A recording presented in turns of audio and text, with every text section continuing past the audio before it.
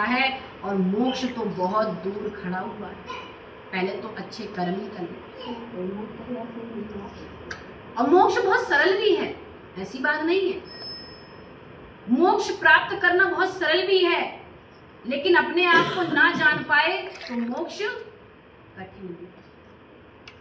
अब जैसे एक कहानी और सुनाती हूँ। एक राजा नग्न थे। रामायण के जो राम जी हैं, इनके पहले के वंशज थे नग्न, राजा नग्न। तो उन्होंने क्या किया, बहुत बड़े महाराजा थे वो। तो गरीब लड़कियों की शादी विवाह करते थे, खूब दहेज देते थे, हवन यज्ञ कराना, घोड़े हाथी दान देना, मतलब जो एक कर सकते थे वो सब करते थे। तो कहते हैं जब किसी का पुण्य बनता है तो उसको इंद्र की गद्दी मिलती है। ये जो इतने बड़े बड़े ये जो सेठ दुनिया में बैठे क्यों पुण्य कर रहे हैं? पागल कुत्ते ने काट रखा है। ये भी तो दान करते हैं ना, किस लिए करते हैं? ताकि ये और फलीभूत हो।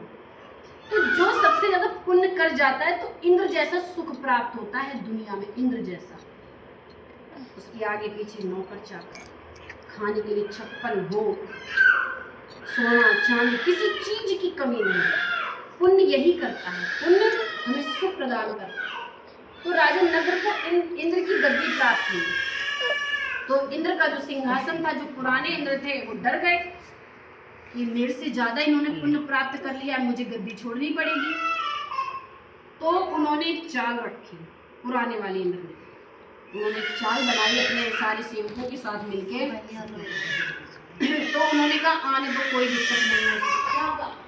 जब दरवाजे पे आए तो उनका भरपूर स्वागत किया गया, आरती की थाली सजाई गई, माला पहनाई गई और उनका हाथ पकड़ के जो पुराने इंद्र थे गद्दी तक ले और उनके पैरों के नीचे बैठे।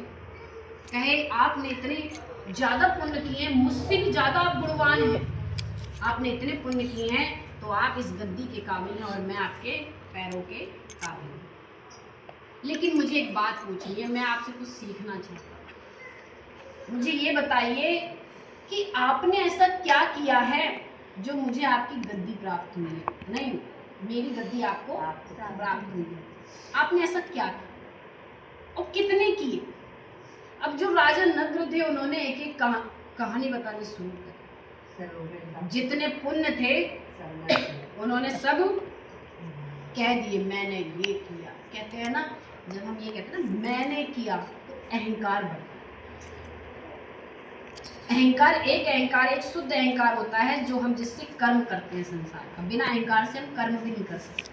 लेकिन एक अशुद्ध अहंकार होता है जो हमारे अंदर मलिनता लाता है, असली वृत्ति को पैदा करता है। ये मैंने किया, वो मैंने किया, ऐसा कोई नहीं कर सकता, ऐसा। तो वो धीरे धीरे बोलते गए और अहंकार बड़ा होता गया। छोटा था वो बड़ा होता गया, अहंकार बढ़ता गया। मैंने ये किया, मैंने लड़कियों के विवाह करवाए, इतने करवाए, सोना चांदी दिया, ये दिया, वो दिया। और नीचे नीचे बैठे बैठे गिनते रहे। जैसे ही 100 के 100 पुण्य खत्म हुए, उन्होंने कॉलर पकड़ा कि चल नीचे, अब तो इस गद्दी के काबिल नहीं। क्योंकि स्वर्ग भी पुण्य से मिलता है और पुण्य समाप्त होने पर स्वर्ग से भी लात मार के फेंक दिया जाता है। कैसे? लात मार के फेंक दिया जाता है।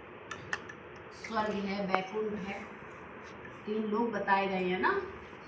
तो आप अगर मनुष्य के लोक से अगर ऊपर जाते हैं, अगर आपने पुण्य अधिक प्राप्त कर लिए हैं, तो वहां पर अगर पुण्य क्षीण हो गए तो लात मार के भेजा जाता है नीचे धरती पर। तो जो संत होते हैं, जो सद्गुरु होते हैं, वो पाप पुण्य से विरक्त होते हैं। अभी काय परमात्मा मन बच्चे बुद्धि करें। संत कभी इन पाप और पुण्य के चक्कर में पड़ता ही नहीं है। कहते हैं ना, हम इंसान पाप से बचता है, लेकिन संत पुण्य से भी बचते हैं। अब पुण्य का मतलब ये थोड़ी ना है कि हम कुछ करेंगे। अब पुण्य का मतलब समझो। पुण्य का मतलब है कि अगर हम अच्छे कर्म करते हैं तो वहां उसमें ये नहीं बोला जाता है, अपने मन में ये धारणा नहीं रखी जाती कि मैंने किया।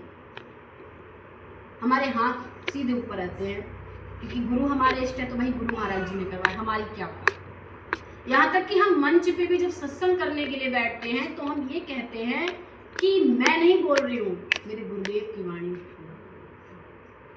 क्योंकि अगर वाणी में भी अहंकार, तो तो भी हम इस पाप पुण्य के चक्कर में पड़ जाएं। इसीलिए कहा कि जब हम संतों की शरण में जाते हैं तो वो काया पलट देते हैं। आगे एक मिनट रुकती थी। अब जो तुम्हें बताया कि जैसा शरण में जा मामला फिर लौट के आई जब आते हैं तो जैसा हम तुम्हें मोक्ष मिले तुम बैकुंठ में गए तो माँ तुम्हारे जितने भी आते अब तुम्हारे काम अपनी कह रहे हैं अगर हुआ कि अपने जैसे नहीं कह रहे तो जैसा पहले के पूर्ण आते पूर्ण में न भूले फिर आके नहीं पता कि चाहिए और मोक्ष वाले कहाँ जा मोक्ष वाले को मुक्ति मिल जाती है। वो शरीर अपने मर्जी से भाग इच्छा हो कि अगर ईश्वर का आदेश आया कि तुम्हें धरती पर जाना है, तुम्हें किसी का उद्धार करने के लिए जाना है, तब उनके आदेश पे जाएंगे, लेकिन फिर भी शरीर में रहते हुए शरीर से विधे रहेंगे। समझे?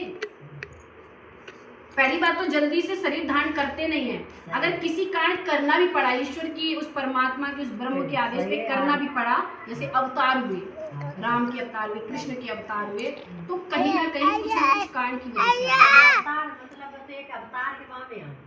तो फिर नहीं, जब हमने जब अपने गुणों से परे हो गए, है ना, मन वचन बुद्धि परे, जब हम अपने गुण से परे हो गए तो फिर हम जीव रहे कहाँ?